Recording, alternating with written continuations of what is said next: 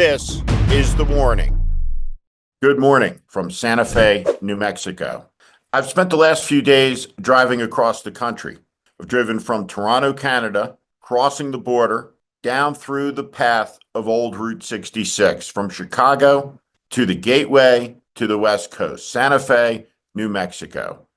The Santa Fe Trail, one of the routes that carried Americans west. It's quite an astonishing thing to be able to cross a peaceful international boundary and then drive for thousands of miles. There are no checkpoints. There were no military vehicles on the roads. There was no evidence of a mass deportation, no roundup, just freedom to drive, to go wherever it is that I pleased as an American citizen, heading west into California later today. Thought about that. I thought about the country, and I thought about what's coming 39 days from now. The country will be transformed radically and profoundly if Donald Trump does the things that he says he is going to do. During the election, people, myself included, evaluated Donald Trump's words, his conduct, and concluded that this wasn't conservatism, it was fascism. In the aftermath of his victory, which was not a majority, but rather a plurality, Donald Trump has declared a mandate. The fact is, he has one of the smallest mandates that any president has received over the last 100 years. When all the votes are counted, he'll fall in somewhere between 16th and 18th place. But what is Donald Trump? Is he the danger that his words suggest, or simply a P.T. Barnum, a showman, an incompetent leader, a blustering politician, and there's not much to worry about? This is the fundamental and most important question, isn't it? What is and who is Donald Trump?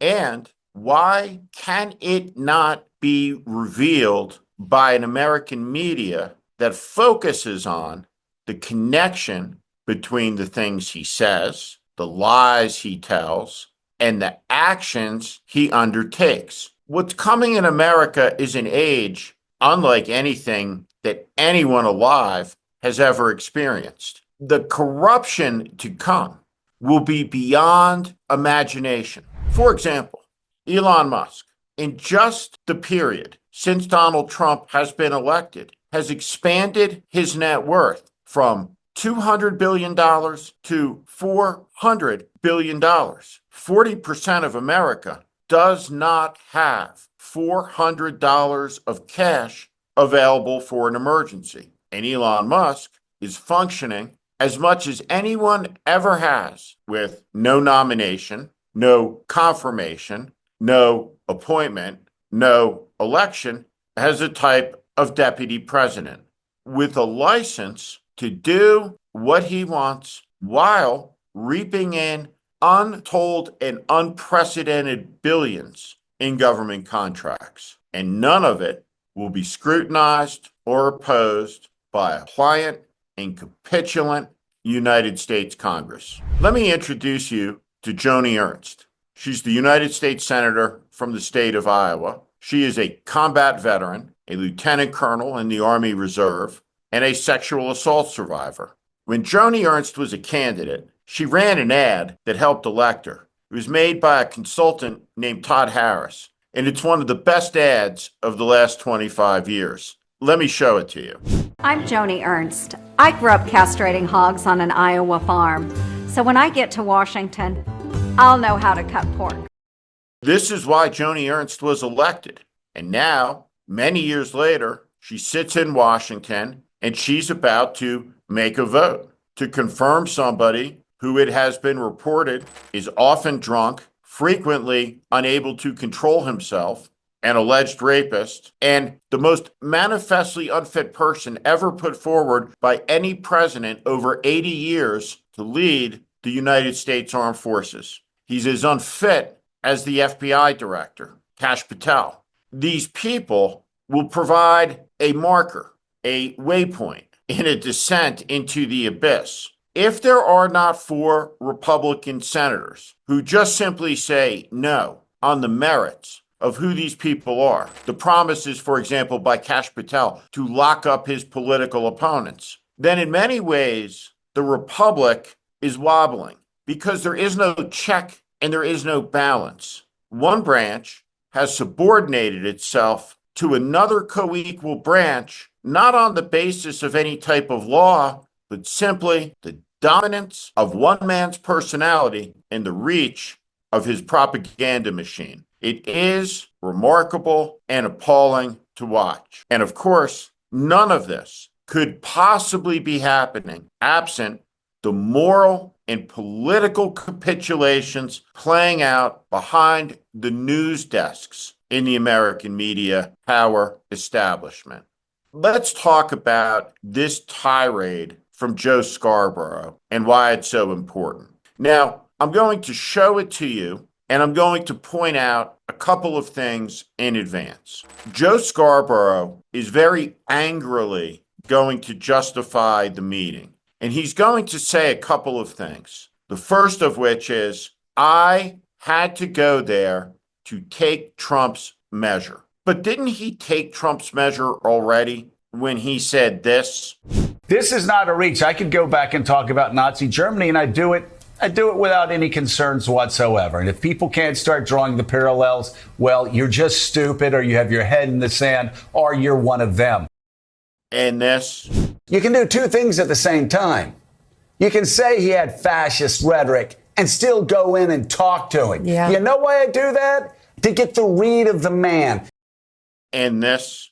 You know why I went in and talked to Macron? To get the read of the man at a crucial time in EU funding and NATO funding.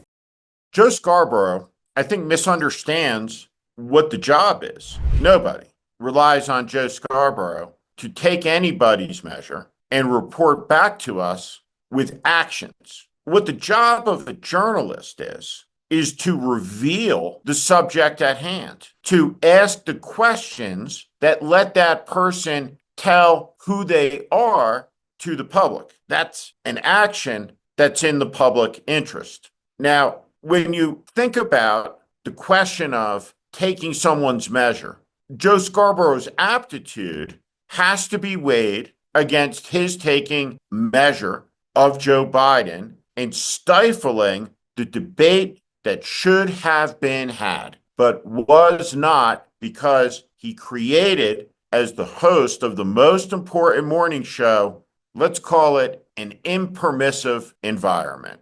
He may be great at asking questions about people that help them reveal to the public what it is they're about. He did some of that in 2016 with Trump, but he doesn't seem to be good when it comes to understanding who these people are. So here's the problem with the Mar-a-Lago visit. The purpose of it is shifting. Opening lines of communication is different than, well, I needed to take his measure. But again, the measurement had been drawn, had it not? And it all added up to Trump is America's Hitler. So here's the question. Did Joe Scarborough discover Trump is not Hitler? Because he should tell the country. Or did he make a deal with Hitler? Now, deals with Hitler, the real one, never held up because every deal was built on a foundation of appeasement. It's a big word. What does it mean? Well, if it was a philosophy and it was applied to feeding crocodiles, it's the philosophy of I'll be the first to feed the crocodile so that I may be the last person that the crocodile eats. It's not an enduring strategy, as an entire generation of humanity discovered. With 39 days to go, there is a lot happening in America, a lot to think about. Bill Clinton is thinking about some things. He's thinking about the targeting of the former First Lady of the United States, a Secretary of State, a United States Senator, and the Democratic nominee for President of the United States. And he said he's open to hearing from Joe Biden about a preemptive pardon. Again, no.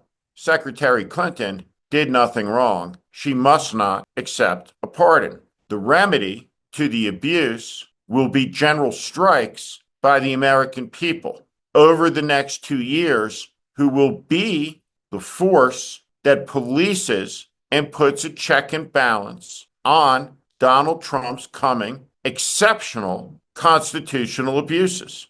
We will know if, through the votes to confirm, if Pete Hegseth makes it, and Tulsi Gabbard makes it, and Kash Patel make it, one or all, what it means is that for 2 years, until a tragedy happens, there is no check in the United States Senate. The damage that will be done, the orders that will be given, will not come in an email from Trump. They will all be implied. And there will be a competition to please Donald Trump, to say to him, nobody has to tell the runner at the start of the race that the goal is to get to the finish line first. In the same way, all of Trump's power appointments will understand what it is they are to do. If it's Pete Hegseth, it's to decapitate the command structure of the U.S. military, to fire generals, to purge them through a guilt by association campaign that justifies the destruction of careers, service to the country that's lasted 30, 35, 40 years. Kash Patel will gut the FBI. He will strip it of standards. He will give it teeth. He will sharpen them and then turn the FBI loose on domestic dissent. The worst abuses by the FBI in American history took place during the Civil Rights Movement. If he becomes the director, the worst is yet to come. And there is no person more dangerous than Tulsi Gabbard, more unfit for the nation's secrets, less responsible for the men and women out there on the knife's edge, gathering them at great risk. Lives will be lost with these people nominated and confirmed into positions of responsibility. And there is no argument, logical one, substantive one, that justifies their confirmation into these positions. The question that Trump has put on the table, and he is always, when it comes to dealing with anybody in Washington, the superior negotiator, what he has done is make the excess the issue. What he's saying is, I dare you to stop me. And when he knows that there is no red light, then there will be no speed limits regarding the abuses. And that's why this moment matters so very much. We are in the calm before the storm, and we are already seeing all of the behaviors, the appeasements, the capitulations, the panicking that undermines the ability to form a coherent, tough, focused, honest, decent opposition. Soon, the American people will rebel against the abuses of authority and the vast taking by a few from a great many of things to which they have no right to take. During the months ahead, an opposition will find its footing in the midst of a sea of abuse and a sea of idiocy and corruption. Arrogance is what will undo MAGA, and it hopefully will stiffen the spine of a great many people who said a great many things that they have no basis in reality for changing unless they know something the rest of us don't know. And if they do, by all means, Joe Scarborough and Mika, please tell us. We deserve to know, don't we? The coming months will test the American system and the resolve of the 75 million people who said no to Donald Trump. We lost an election, but we're not wrong about anything, not when it comes to him. There is nothing new to learn, no new measurement to be taken. He is what he is. And for that, we can be grateful, for there is no mystery about Donald Trump, nor is there any about what he has promised to do, because he has told us. And it looks like he means to do it, which means when the first abuses come, they must be opposed with the end in mind of stopping them. No American should ever be afraid to speak out about what they believe is right. This American will not be intimidated, ever. Join the warning community. Here, you will learn the truth about what is happening, why it is happening, and be able to orient to it, to figure out You don't need somebody to take the measurements of what is plainly in front of you. And you definitely don't need somebody who, when they did it, looked at Joe Biden and came to the conclusion he came to. And then at the first opportunity he got, after calling Donald Trump Hitler, he went to the Berghoff, hat in hand. During the weeks and months ahead, a toughness that has not yet been evident will need to form. When it does, Trump's progress in abusing the country, the Constitution, and the American people will slow. Until then, this is The Warning. I'm Steve Schmidt. This is The Warning, and I invite you to subscribe on our Substack, on our YouTube channel. Follow us. Welcome to the community.